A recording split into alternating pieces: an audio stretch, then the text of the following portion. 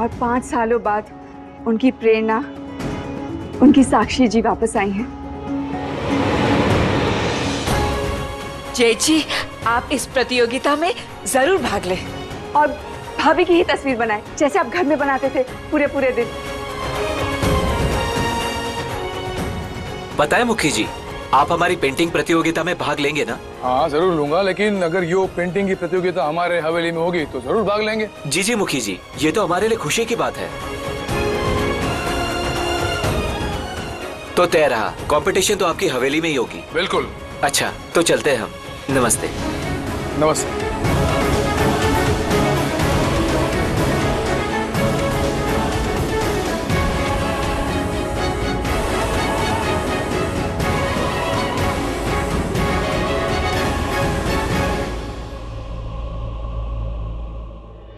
5 साल बाद कल मुखी जी हमारी तस्वीर फिर से बनाएंगे।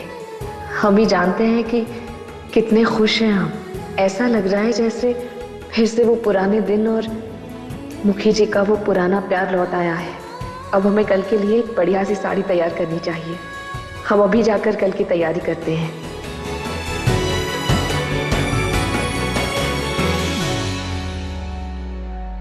काका, इस तरफ की घास कितनी बढ़ गई है, ये काट दीजिएगा ना प्लीज थोड़ी देर में। और ये देखिए ना, ये पौधा कितना ये तुम दोनों यहाँ पे पानी के पास क्या खेल रहे हो? जाओ जाओ तरफ खेलो, जाओ जाओ जल्दी जाओ। और ये पत्ता देखिए, ये पत्ता भी काट देना। हे भगवान, ये पौधा देखिए ना कैसे धूप के मारे मुरझा गया है। धूप के क्या इन पेड़ों के साथ यो इंसान भी मुरझा गया, उस पर ध्यान ना है तेरा। सारी मुखी वो हमें लगा माली काका है हमारे पीछे। तू कहे तो माली, बावर्ची, मैं कुछ भी बनने को तैयार हूँ तेरे लिए।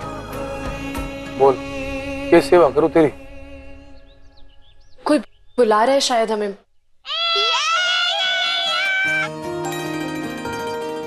ओए, तू इधर। गेंडा, खरगोश, ये सवेरे सवेरे तुम दोनों के चेहरे पे इतनी बड़ी मुस्कान कैसे? ये शरारत करने की सोच रहे दोनों? बताओ। क्या है ना बाबा, हाथी ने हमसे प्रॉमिस किया कि वो हमें शाम को गार्डन में पतंग उड़ाना सिखाएगी। चल मानस, हम पतंग का इंतजाम करते हैं। ठीक है, तो फिर बावरी शाम को ही मिलते हैं इस बगीचे में। इब तू जहाँ मैं वहाँ। आपकी चाय मुखी जी।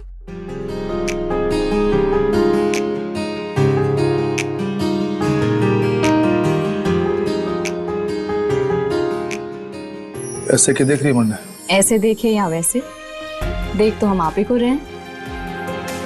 5 सालों से तरस गई थी हमारी आंखें इन लम्हों के लिए। तने मक्खन लगाने की जरूरत ना है, जो कहना है सीधा कह। वैसे हम बोल तो सच ही रहे थे, लेकिन अब आप पूछ रहे हैं तो बता ही देते हैं। क्यों ना हम दोनों बाजार घूमने चलें? आप भी तैयार हैं और हम भी, और इसी बहाने प्रतियोगिता के लिए हम एक नई साड़ी दिलवा दीजिए। इतने सालों बाद कल जब आप हमारी तस्वीर बनाएंगे ना, तो हम चाहते हैं कि हम सबसे सुंदर दिखें। तू है ये सब तो ज्यादा सुंदर। साड़ी से तू ना, तेरे से साड़ी सुंदर दिखे। बताया था मैं। एक काम करते हैं, कितना बढ़िया मौसम है, हम बाहर गार्डन में घूमने चलते हैं, ताजी हवा का मजा लेते हैं। हाँ? हाँ, हाँ। वैसे ये भी सही है, हम अभी आते हैं ये रखकर। हाँ। क्या बात है गेंडा भाई, आराम से आराम से। हाँ। नहीं, वहां चलते हैं, वहां ज्यादा हवा आ रही है। अरे बच्चे भी वही खेल रहे हैं। जूही, मानस,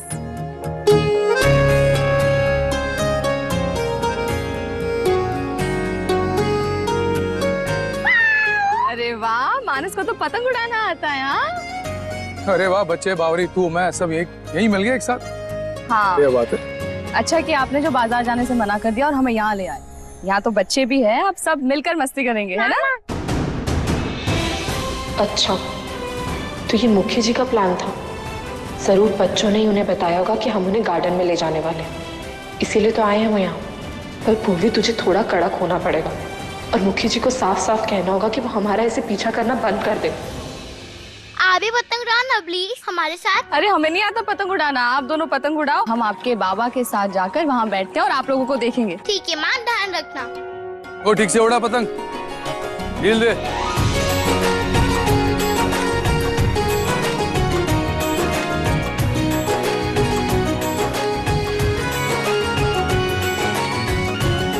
गेंडा भाई वेरी गुड गेंडा भाई गेंडा भाई।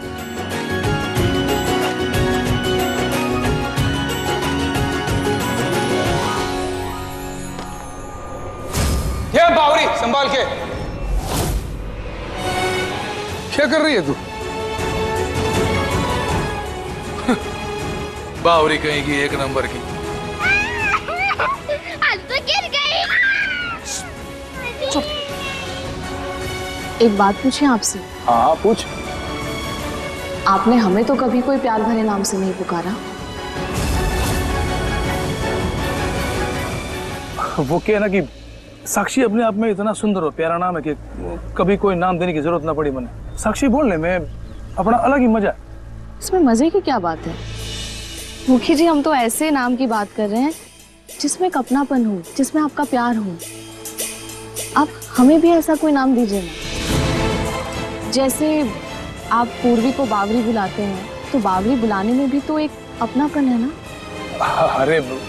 अरे वो तो चक्कर गन्नी है, हर जगह गिरती पड़ती रहती है, तभी इसको मैं बावरी बुलाता हूँ। और तन्ने मैंने कभी नाम ना दिया क्योंकि साक्षी अपने आप में बहुत खास नाम है, एकदम अलग है। यो नाम तेरे मेरे प्यार का साक्षी है और मन ने साक्षी नाम बहुत पसंद है।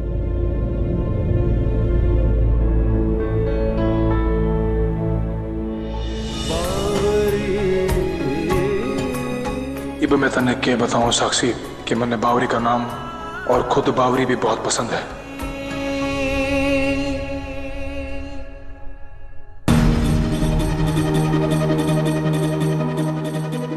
माँ, ये मोल की कितनी ढीठ है ना, इतनी बेइज्जती होने के बाद भी इस घास से छिपकली की तरह चिपकी हुई है, जाने का नाम ही नहीं लेती। तेरी जबान ना कैसी तरह cut cut cut cut cut cut करती रहे ना, चुप रहे। और पूर्वी के बारे में ना ये बातें मेरे सामने मत किया कर, मुझे अच्छा ना लगता। मेरी बेटी जैसी है वो, मैं उसकी बुराई ना सुन सकती, समझी? माँ मैंने क्या गलत कहा, मैं सही तो कह रही हूँ। आपको याद नहीं कैसे जेठ जी भरे मंडप में फेरों के बीच में उस मोलकी को अकेला छोड़कर अपनी पहली पत्नी की तरफ चले गए थे। अब बेचारी मोलकी की मोलकी ही रह गई, पत्नी तो बन ही नहीं पाई। और साक्षी भाभी ने एक बार उससे क्या रोका, वो तो हमेशा के लिए रुक गई। अब भाभी भी क्या सोचती होंगी, इसका कोई मान सम्मान है भी कि नहीं। तेरा मान सम्मान है तो फिर चुप कर, जब देखो जो मुंह में आए किसी कड़े।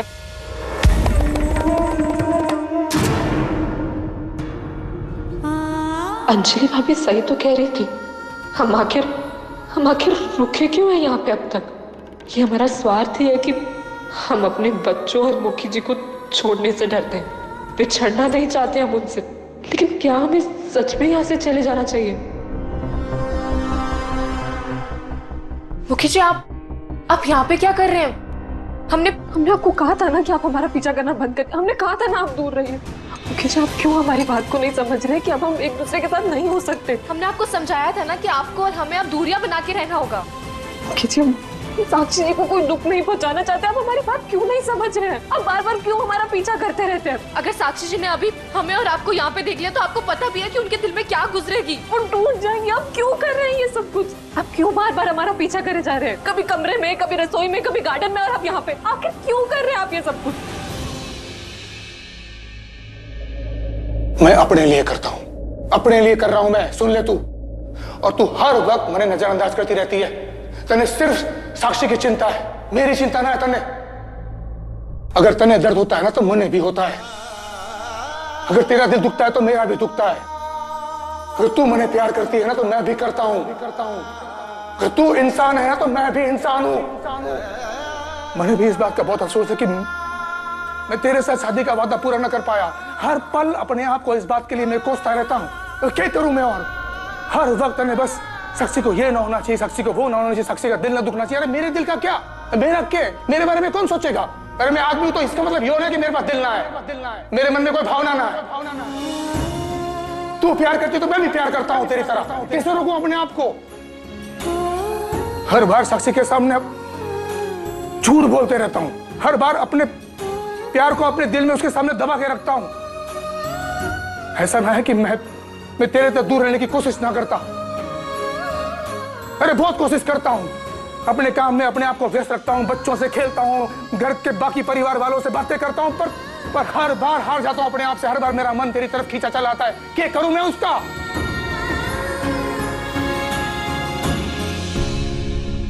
ऐसा ना है कि मैंने साक्षी की चिंता ना है, पर तेरे और साक्षी के बीच में मेरे दिल का खेल। अपने आप से लड़ते लड़ते मैं हार गया हूं। हम समझ सकते हैं कि आपके दिल में क्या गुजर रही है, आपके मन में क्या गुजर रहा है, पर हम आपको कभी भी दोबारा ऐसा नहीं करेंगे। कभी नहीं कहेंगे अपने से दूर जाने को, कभी भी नहीं कहेंगे कि हमसे दूर रहिए, प्लीज हमें माफ कर दीजिए। कभी भी नहीं कहेंगे हम।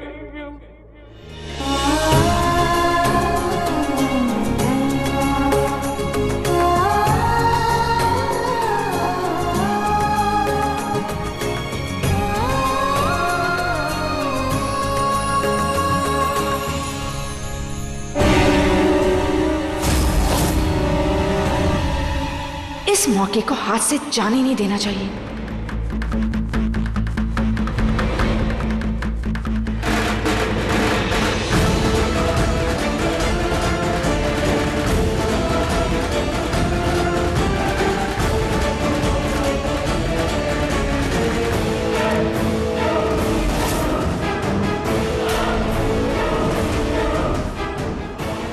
अब आएगा असली मजा।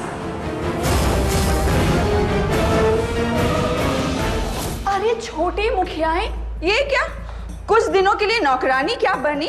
नौकरों का काम तो तुमसे छूट ही नहीं रहा। अब इतने सारे कपड़े इस्त्री कर रही हो तो लगे हाथ तो मेरे भी 2-4 कर दो ना। ये हमारे कपड़े और हम अपने कपड़े खुद ही इस्त्री करते हैं अंजलि भाभी। आप सपना या फिर भूरी को बोल दीजिए, वो कर देंगे आपके कपड़े इस्त्री। छोटी मुखियाएं क्या बनी? तुम्हारी जुबान बड़ी लंबी हो गई। अभी मैं तुम्हें कुछ दिखाती हूँ, उसके बाद तुम्हारी ये लंबी जुबान भी बंद और तुम्हारा ताऊ। ये देखो अंजलि भाभी। ना क्या हुआ? टाई फिस हो गई। बुलाओ क्या सबको? भूरी को, सपना को, माँ को बुलाओ सबको। दिखाओ तुम्हारी ये हरकत। हाय जी हाँ, तुम एक दूसरे के बाहों में कैसे डूबे खोए दिख रहे हो। क्या कहती हो? तुम्हारी सौतन मतलब मेरी जेठानी, मेरी साक्षी भाभी को ये देख के कैसा लगेगा?